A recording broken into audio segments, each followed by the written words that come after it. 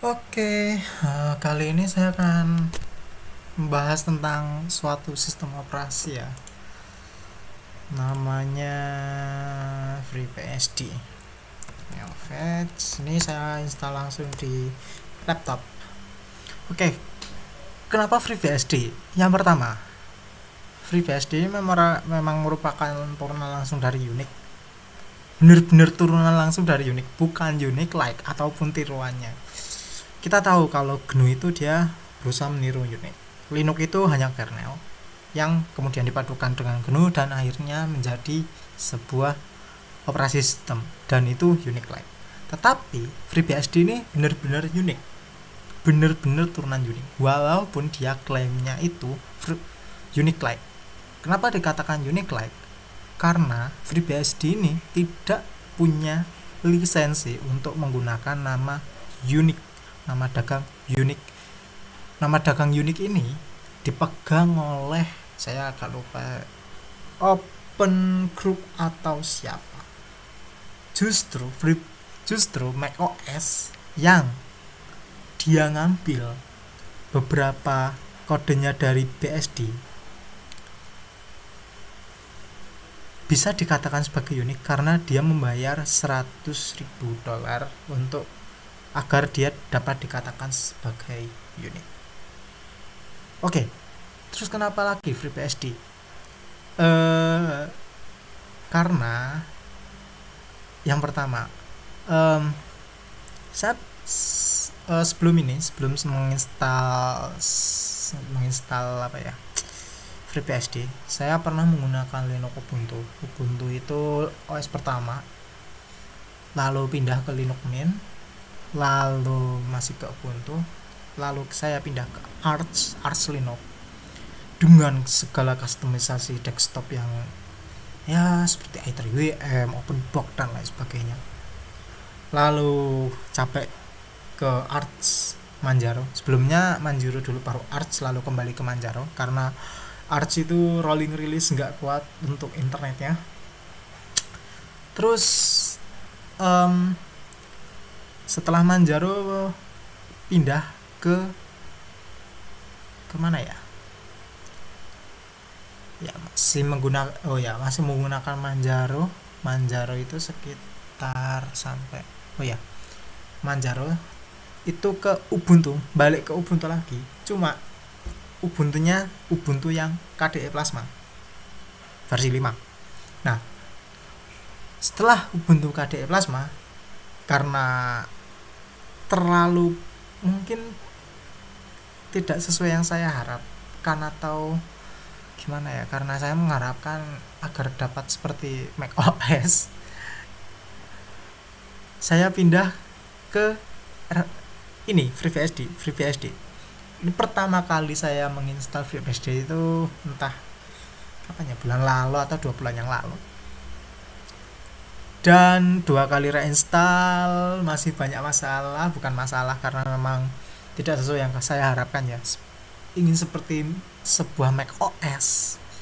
Akhirnya saya pindah ke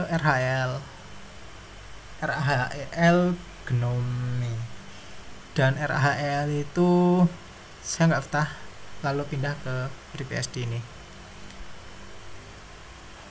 Hal-hal yang ada di Linux yang membuat saya agak kurang nyaman, repository itu selalu berbeda-beda. Maksudnya, jika ingin menginstal Docker, kita harus menambahkan repository, dan jika repositorinya mati, kita harus menghapusnya. Ini saya males untuk melakukan hal itu. Nah, di FreeBSD sendiri saya sukanya ada ports, dan ports ini agak cukup lumayan banyak aplikasinya. Ibaratnya sistemnya sudah tersentralisasi, tidak seperti yang free yang lain lah, repo, karena kan banyak tutorial nambahin repo gitu. Terus FreeBSD ini saya akui stabil, OS yang cukup stabil untuk digunakan. Mirip waktu saya menggunakan Arch Linux itu, dia itu nggak stabilnya karena rolling release, Manjaro itu agak lag di supportnya, tidak sebanyak Ubuntu, dan Ubuntu itu package-nya itu banyak sekali. Saya nggak suka package-nya banyak, apalagi RHEL itu package-nya itu sampai 5.000-an package hanya untuk satu sistem operasi berdesktop. Saya masih ingat karena sekitar 2 bulan sebelum install FreeBSD di laptop saya itu, saya dual bootnya itu menggunakan RHEL. Ini RHEL-nya saya hapus dan saya ganti dengan FreeBSD. Jadi itu FreeBSD sendiri memang nggak terkenal ya, tidak terkenal di kalangan sistem operasi karena memang ya tidak diiklankan atau gimana, saya tidak tahu. Cuma ini OS memang menurut saya OS yang cukup stabil. Kalau dulu ibaratnya saya mengatakan CentOS itu sistem operasi paling stabil untuk server, FreeBSD daripada Debian, saya bisa mengatakan kalau FreeBSD ini jauh lebih stabil daripada Debian juga. Karena di Linux sendiri kan sekarang sudah ada sistem D ya.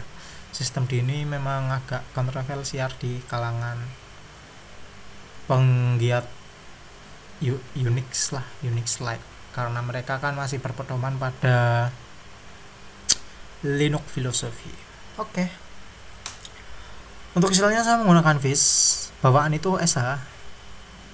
Bukan nggak betah sih. Biar lebih cantik aja pakai Viz. Untuk resolusinya sendiri resolusi layar ya. Kalau Full HD ya bagus sih. Cuma kecil-kecil lah terus. Untuk WM-nya sendiri open box. Ini temanya sendiri saya saya menggunakan tutorial dari Vermaden kalau nggak salah. Vermaden. Nah ini Vermaden. Beliau ini istilahnya sudah menggunakan FreeBSD di laptopnya ya. Nih. Ya mirip nih kan, mirip. Saya agak suka dengan laptop beliau, mana ya, yang sangat hacky sekali. Nah ini, bukan ini. Mana ya? Saya agak lupa sih, kalau nggak salah di bagian. Nah ini. Wah, bagaikan seorang hacker ya. Saya agak suka lah, tertarik. Oke. Untuk WM-nya sendiri open box ya. Sebenarnya saya menggunakan XFCE 4 aslinya, XFCE 4, dan FreeBSD ini instalasinya saya akui cukup mudah di awal karena basisnya TOW. Cuma ngefix-nya susah. Banyak sekali hardware yang nggak support touchpad, wifi, dan webcam itu bukan salah satu, ketiganya ini nggak working sebelum saya fix, serta tombol-tombol FN seperti tombol brightness, tombol audio. Untuk brightness sendiri ini sudah working ya, mungkin nggak kelihatan. Untuk audionya sendiri belum saya fix karena harus menginstal Pulse Audio atau ALSA, dan ini saya agak bimbang karena masih berbau Linux. Ya nggak apa-apa sih, saya bukan hater Linux ya, saya hanya agak kurang srek kalau sistem operasi BSD ini ada bau-bau Linux dikit. Walaupun mungkin di kedepannya saya pasti pakai Linux kernelnya untuk instalasi Docker atau VirtualBox. Terus untuk touchpadnya sendiri udah work. Nah ini harus meload sebuah kernel namanya ICHID. Dan untuk webcamnya sendiri udah working. Webcam test. Nah ini kan saya menggunakan touchpad, tes my webcam. Untuk webcamnya sendiri ya standar, karena memang apa sih yang diharapkan dari webcam sebuah laptop. Nah udah terdeteksi di FreeBSD. Cuma webcamnya untuk rekaman di OBS agak sampah ya, saya nggak tahu ini antara FPS di OBS ini sampai 60 fps atau gimana, karena webcamnya itu kalau nggak salah hanya 20 fps atau berapa gitu. Untuk tema dan ikonnya Atuaita, terminalnya ini Xterm. Saya menginstal Xterm, URXVT sama Sakura. Ini bawaan dari Tuan Vermaden semuanya ya. Dan untuk CPU-nya sendiri terdeteksi udah di support Ryzen 35 itu kan tahun 2021. CPU-nya Lucian. Memorinya 16GB, terpakai 3,6GB. Mungkin karena Firefox sama OBS yang lumayan cukup tinggi. Oke, untuk cek HTOP nya saya rasa ini sangat tinggi ya, karena sedang rekaman dengan OBS 123. Nah, membakar CPU at average. Oke, untuk wifi nya sendiri belum working. Saya harus membeli modul USB wifi eksternal ya. Kalau nggak salah TP-Link TLWN 725 masih dalam order. Dan kalau di PCIe sendiri ini memang sudah terdeteksi ya, untuk saya agak lupa LSPCI atau apa, udah terdeteksi bahwa wifi card saya ada, cuma dari kernelnya sendiri FreeBSD belum ada, karena kernelnya itu belum support modul ATH10K. Agak sayangannya. Bahkan saya memiliki sebuah wifi card TP-Link TLWN 722N yang menggunakan ATH9, ini tidak disupport sama sekali oleh FreeBSD. Ini agak saya sayangi lah. Saya anggap kekurangan dari memang FreeBSD ini memang kekurangannya sangat banyak sekali ya. Tapi kalau dilihat dari sisi kestabilan, dia memang sangat stabil, saya akui. Oke. Lalu saya belum menginstal Chromium dan lain sebagainya. Tuh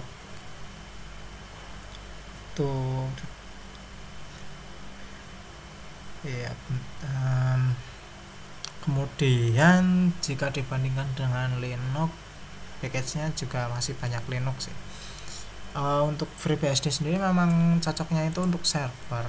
Jadi saya bukan tidak dapat merekomendasikan ya. Lebih ke kalau mau pakai FreeBSD silakan, tapi ya silakan ditanggung sendiri, karena memang ini OS ini susahnya minta ampun buat defect. Tapi memang saya suka karena stabil dibandingkan dengan Linux. Untuk pemakaian sehari-hari saya kurang mengalami ya, karena ini baru, saya anggap ini instalasinya sudah kelar. Biasanya saya pakai hanya untuk menonton YouTube, belum saya menggunakan Word dan lain sebagainya. Untuk Wordnya sendiri udah ada LibreOffice dan lain sebagainya. Untuk aplikasinya sendiri ini bawaan dari Vermaden semua ya. Ada Chrome sendiri belum tak DB Transmission, DB XGL, Utilities. Di sini juga ada JIMP. Ya, benar kan? Walaupun namanya FreeBSD tetapi masih mengandung GNU atau Linux. Ya, tidak apa-apa. Oke, mungkin cukup ini saja review review OS FreeBSD untuk laptop. Dari sisi rekomendasi, saya tidak dapat merekomendasikan secara pasti ya, karena memang yang pertama banyak sekali hardware yang kurang support. Bukan kurang support, tidak support, tetapi harus ditambahkan kernelnya sendiri, dan mungkin bagi pemula ini agak suatu hal yang cukup sulit ya. Terus yang kedua, wifi nya sendiri memang ini saya heran dari developernya ini nggak digaji sama Qualcomm atau gimana, atau dendam itu. Modul ATH 9K itu yang menggunakan Atheros yang 2014 itu belum belum support gitu loh. Ini saya agak agak kecewa, malah Realtek yang banyak disupport. Jadi begitu. eh, tapi saya sangat mereview kalau ingin mencoba suatu OS baru, dicoba saja FreeBSD, mungkin di VirtualBox, jangan langsung di laptop. Karena ya saya agak bukan nggak suka VirtualBox, saya agak lebih lebih nggak tertantang kalau di VirtualBox, karena saya tidak ingin menyampahi OS Windows saya dengan file-file tidak penting dari VirtualBox. Oke, di BSD mungkin kalau misalnya Linux bisa dibikin seperti ini, tapi kalau jika OS nya FreeBSD ya saya akan mungkin cukup itu. Dari sisi review berapa ya mungkin masih sekitar 5/10 ya. Kalau dari sisi stabilitas 9 lah, sangat stabil nih. Saya serius langsung jatuh cinta sama FreeBSD, mungkin bisa dicoba. Oke, kita sudah sampai akhir dari videonya, semoga bermanfaat. Sampai jumpa. Neovins, setan merah.